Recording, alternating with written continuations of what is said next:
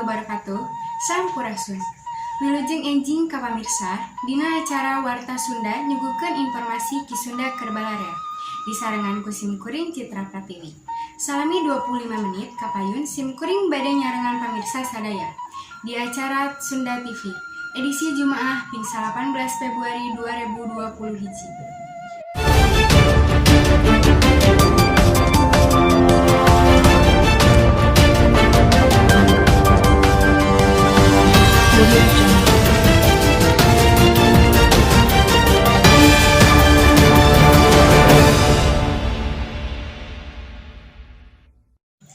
Balantik di tempat wisata basisir Pangandaran Tetela bisa ngadatangkeun kauntungan.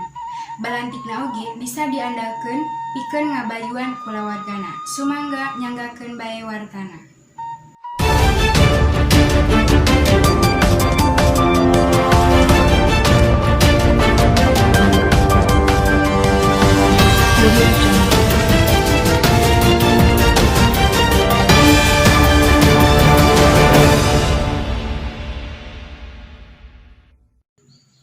Di kawasan wisata Pangandaran, ti baheula tug kakiwari teu saeutik nu ngahaja nyiar kasep ti balantik rupa-rupa kadaharan jeung kaulinan.